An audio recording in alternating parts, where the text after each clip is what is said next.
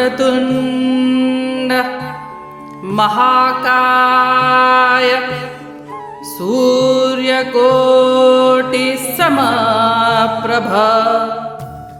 निर्विघ्नं कुरु मे देव सर्वकार्येषु सर्वदा।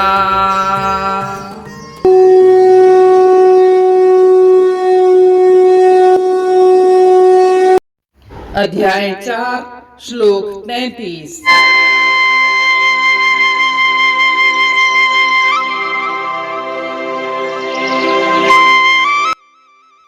श्रेयान् द्रव्य मायाद् यज्ञज ज्ञान यज्ञः परन्तपः सर्वं कर्मखिलं पार्थ ज्ञाने परिसमाप्यते।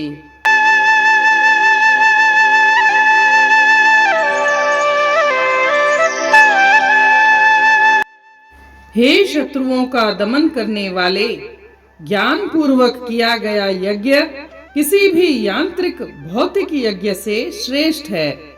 हे पार्थ, आखिरकार सभी कर्म यज्ञ ज्ञान में परिणत होते हैं।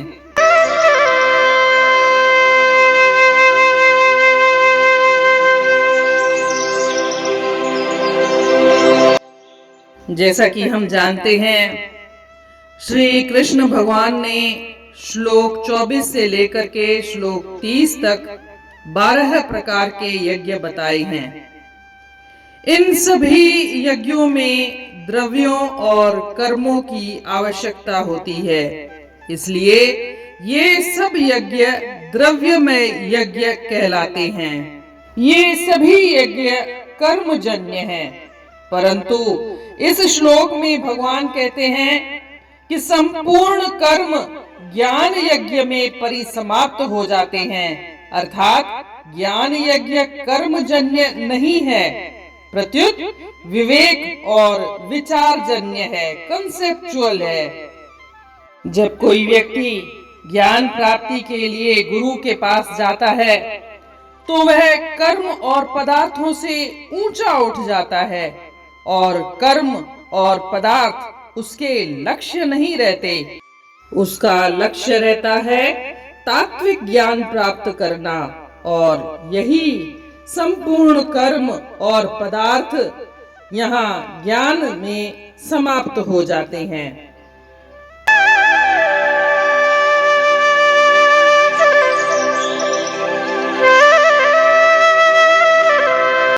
O subduer of enemies, sacrifice performed in knowledge is superior to any mechanical material sacrifice.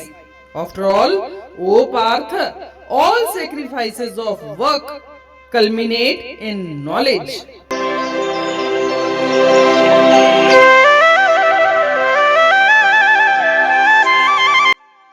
As we know, Lord Krishna has described 12 kinds of sacrifices so far. Now, in this verse, he tells Arjun that it is good to do physical acts of devotion, but not good enough. Ritualistic ceremonies, fasts, mantra chants, holy pilgrimages, all are fine, but if they are not performed with knowledge, they remain mere physical activities. Such physical activities are better than not doing anything at all, but they are not sufficient to purify the mind. We have seen many people chant God's name on rosary beads, sit in recitations of the scriptures, visit holy places, and perform worship ceremonies with the belief that the physical act itself is sufficient for liberating them from material bondage. But mere chanting beads is not sufficient. Mischief of mind does not cease. Why? Because the bondage and liberation is of mind. Whatever form of devotion we do, engage your mind in meditating upon God.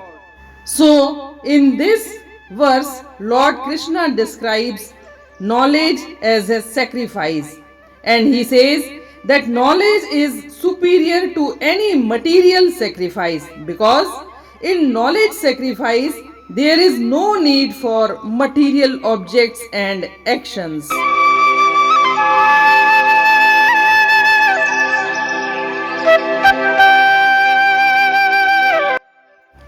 के वस्तुन साकन यज्ञ अंदर जहान, मगर ज्ञान सा यज्ञ आहे महान।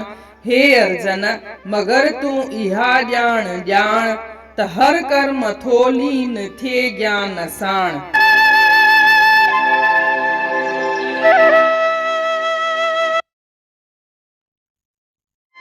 जीअं त पाण खे ख़बर आहे, श्री कृष्ण भगवान हेल ताईं 12 नमूननि जा यज्ञ ॿुधाया आहिनि। श्लोक 24 खां वठी श्लोक 30 ताईं 12 नमूननि जा यज्ञ ॿुधाया आहिनि।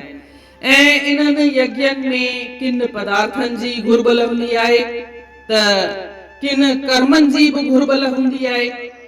त श्री कृष्ण भगवान चवे थो त हीउ जेको ज्ञान यज्ञ आहे, जंहिंमें कंहिं पदार्थ जी, जंहिंमें कंहिं कर्म जी घुर्बल न आहे, उहो पाण उन्हनि 12 यज्ञनि खां वधीक सुठो थींदो आहे। ज्ञान यज्ञ उन्हनि खां बि ऊंचो आहे। ज्ञान यज्ञ में इंसान वीचारनि सां, मन सां यज्ञ कंदो आहे। कंसेप्चुअल यज्ञ आहे उहो। हू चवे थो घणनि माण्हुनि हेल ताईं तव्हां ॾिठो हूंदो त माला खणी करे नालो जपीन पिया, पर तॾहिं बि हुननि जो मन जो भटकाव त जारी आहे। हुननि जो मन जो भटकाव त रुकियो कोन्हे, छो त हुननि वीचार सां यज्ञ कोन कयो आहे। जे वीचार सां यज्ञ कजे, ज्ञान सां यज्ञ कजे, मन हिक जगह ते लॻाए करे यज्ञ कजे, त पोइ मन शुद्ध थींदो आहे, अंतःकरण शुद्ध थींदो आहे। हिते श्री कृष्ण भगवान जी गीता लॉ ऑफ अट्रैक्शन सां फर्क थी रखे, तफावत थी रखे। लॉ ऑफ अट्रैक्शन में चवंदा आहिनि, रुगो तव्हां जेको ॾिसो तव्हां ओढ़ा थी वेंदा। पर श्री कृष्ण भगवान चवे थो न, उन जे लाइ वीचार करण बि ज़रूरी आहे। वीचार करण, उन जे बारे में फोकस करण बि ज़रूरी आहे। त ज्ञान यज्ञ खे हिते कर्म यज्ञ या पदार्थ यज्ञ या द्रव्य यज्ञ खां वधीक बहितर चयो वियो आहे। ऐं आखिरकार हिकु साधक चाहे छा थो, त उहो तात्विक ज्ञान प्राप्त करे। तात्विक ज्ञान। ऐं जेके बि यज्ञ कया था वञनि, जेके बि 12 नमूननि जा यज्ञ आहिनि, उहे आखिरकार ज्ञान में ई समापत थींदा आहिनि, ज्ञान में ई विलीन थी वेंदा आहिनि।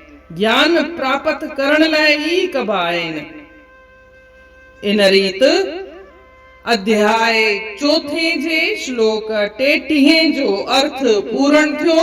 सुभाणे ॾिसंदासीं श्लोक 34। तेसी ताईं जय श्री कृष्ण।